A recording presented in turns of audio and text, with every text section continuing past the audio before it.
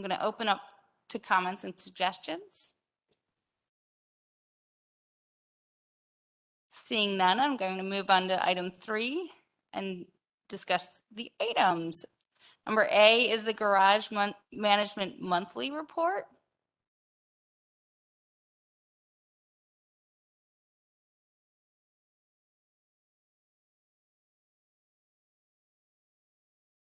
Good evening. Forrest Friedman with Reef. How are you tonight? All right. February was a better month revenue-wise than January was. We definitely saw an uptick on the transient piece of the business.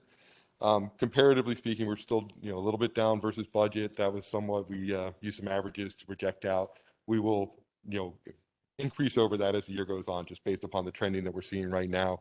We were just a little bit behind the 8 ball with January. Some of that was probably Omicron related, a little less people, some of the construction, a few other things that were going on, but we're definitely seeing an uptick. As compared to 2019 and 2020, Bicentennial is actually up in February. So seeing those numbers is nice. We're a little bit down compared to 2020 at Chestnut Street, but compared to 2019, we're up as well. So, continuing on, things are recovering, which is always good to see, makes us happy. On the expense side, we're unfavorable in large part.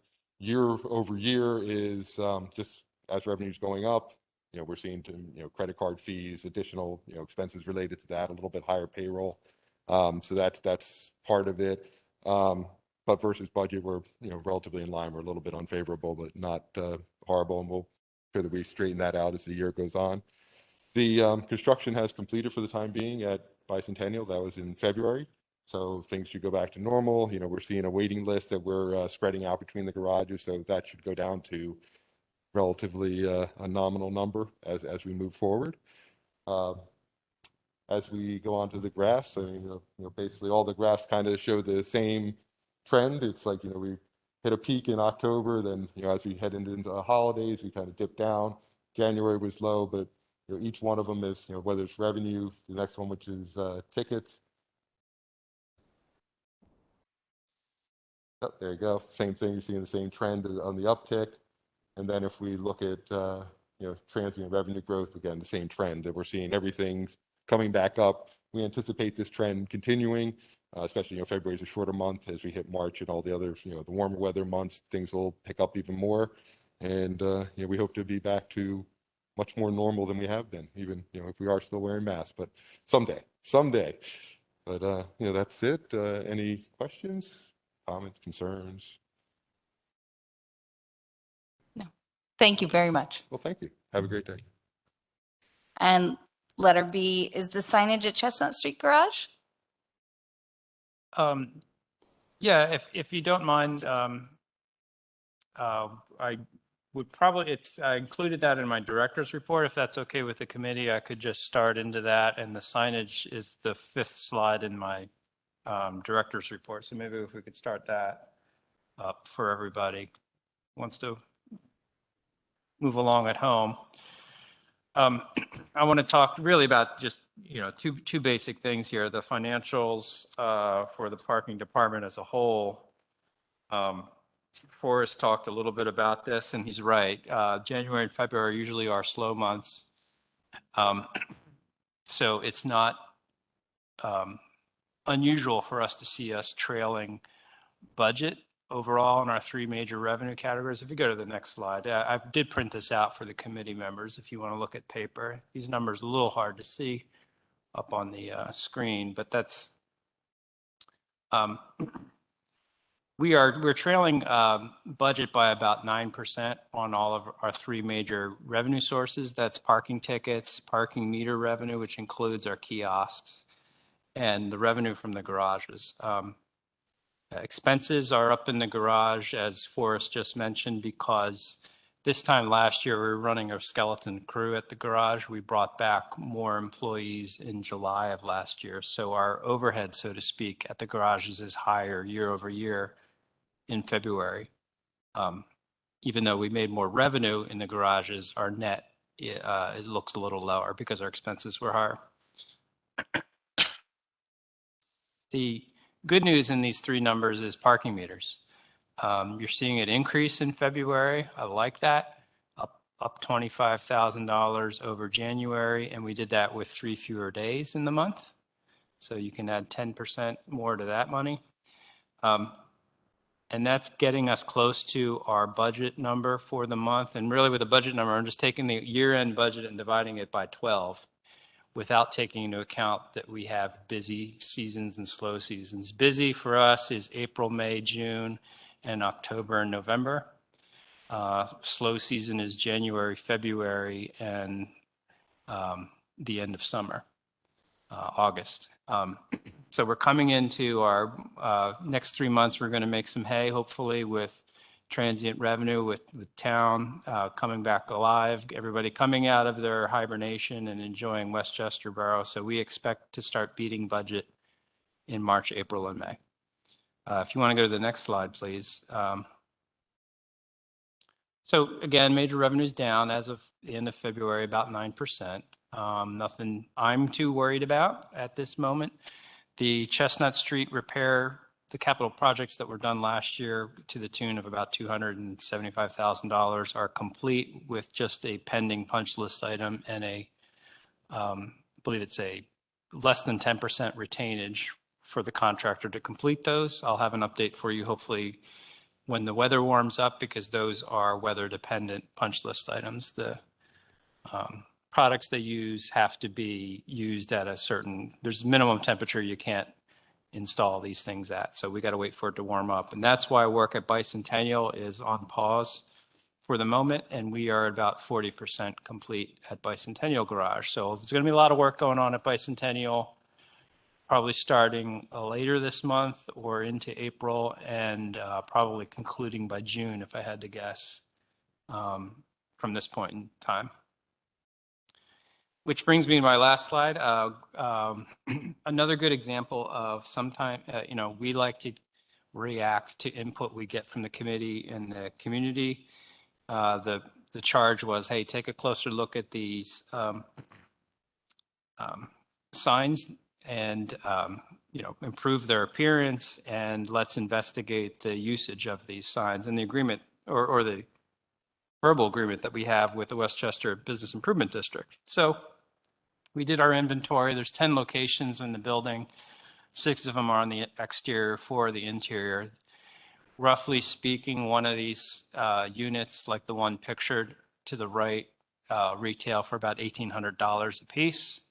So what we've decided to do as of today, and we've already started doing this, is we're going to refurbish one of them. We're confident we can refurbish all of them, meaning make it a public works assignment task, assign 1-2 persons to it, purchase the materials from locally available sources and do the work. And we're going to track the materials and labor to fix one of these signs and then see where we land and see if it's, I hate to do this, but if we spend $2,000 to fix a $1,500 sign, that's not good economics. So I wanted to just do one and see where we land. I think we'll do okay. And I'm always for, the greenest vehicle you have is the one in your driveway. And I'm always for reusing things that you have and making things last longer. So let's try this out, see what it costs to refurbish one of them. And then we will, after we do that, and we have a game plan from a facilities perspective, we're going to approach the bid and treat this as a lease. Generally speaking, the maximum ad revenue, and that's like if everything falls perfectly into place for the bid, and John's here and he can correct me if I'm wrong, all the signs can generate something around $24,000 a year. Replacement costs for these are about $1,800 each. They last about 10 years. You can kind of see where I'm going with this. So why not have the ad revenue subsidize the capital costs of these things? And we can make kind of a win-win situation. So it's probably about 10% of operating revenue should probably be going to capital to make sure these signs look their best going forward. So that's my thinking. Really poor negotiating tactics with the bid because I just told you what we wanted. in a public meeting, but we get along, me and John get along, and hopefully he can see it the borough's way. And once we get an idea of how much it costs to refurbish one of these, we'll accelerate that conversation. I don't know if we'll have an agreement to you in April. It's not going to be a complex thing unless John wants to make it hard on me. But if not April, by May, we should have something in place. Thank you. All right, item number 4, the action items. A is approve February's 2022 Parking Committee meeting minutes. All right, they're approved. B, consider removing the handicap parking space at 338 East Minor Street by request from a resident from the 300 block of East Minor Street. Any objections? I don't have anyone, but can we get, I did see this online. Can we just have this explained to us so I make sure I understand what this is reporting? I assume it's parked and unparked cars at those dates and times? So I hadn't seen it before. That's why I'm asking.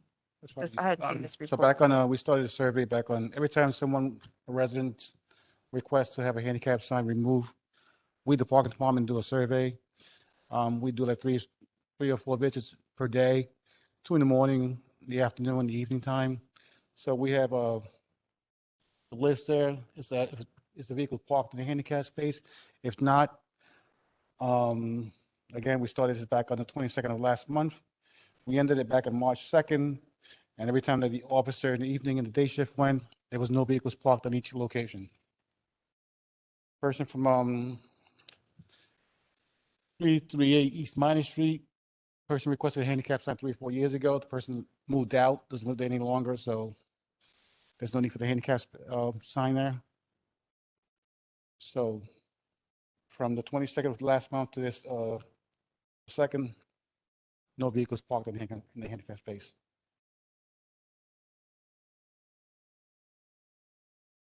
Okay. So a resident that doesn't reside at 338 and a resident that doesn't reside at 104 has requested these to be removed.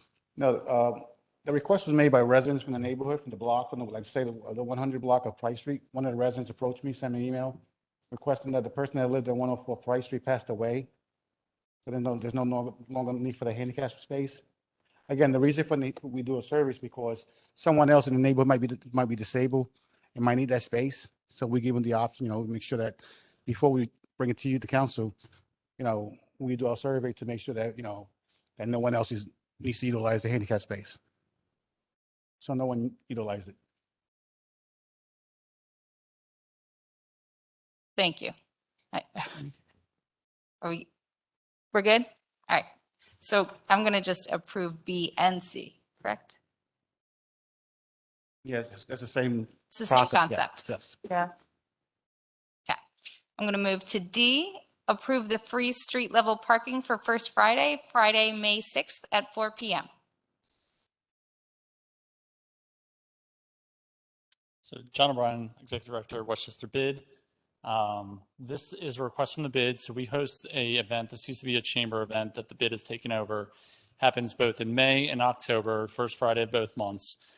It's a gallery walk. So there are 20 stops where it's a self-guided art tour to celebrate the art galleries, which we have about 7 or 8 in town, as well as what we call one-night show hosts, which are retail stores, which partner to have a local artist placed in them, and the local artist sells their artwork there. It's always a wildly successful event. We get a couple thousand people coming in the borough, somewhat weather dependent, obviously. Traditionally, the event used to run from 5 to 9 to coincide like when street parking started. We moved the event to 4 to 8 out of feedback from the galleries because we wanted to make sure that the event was focused around those who are looking to explore our art scene, to purchase art. And when it gets between that 8 and 9 hour, becomes more of a bit of a happy hour that we wanted to kind of avoid. So that's why we moved the time frame from 4 to 8 instead of 5 to 9. With the free parking starting at 5 o'clock, we were seeing if council, just to avoid some confusion in messaging, would be amenable towards, for the gallery walk, to move the free parking just on that Friday, May 6th, to the 4 o'clock hour start. And if I would ask, I mean, just to make it simpler, so we do a spring gallery walk and a fall gallery walk. So the first Friday in October we do as well. And if I could be bold enough to ask for both, just so for expediency's sake. That was actually going to be my comment. Can we just do Yeah, May and so I October don't have to now and come get from it us over with? again, I would appreciate that. No questions. All right, Thank very you. much.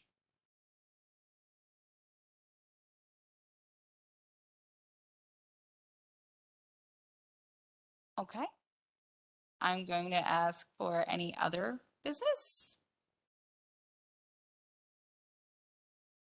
A question for the borough manager, Bernie Flynn from the Sixth Ward. The status of the elevators in Chestnut Street Garage since we had the problem with the painting contractors, all been resolved and the 2 elevators working with no issues? Yeah, cleaned and done and paid.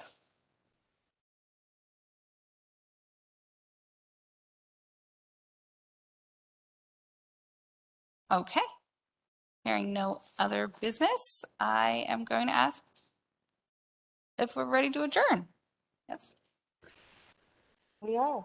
Okay, then we're going to adjourn. Thank you.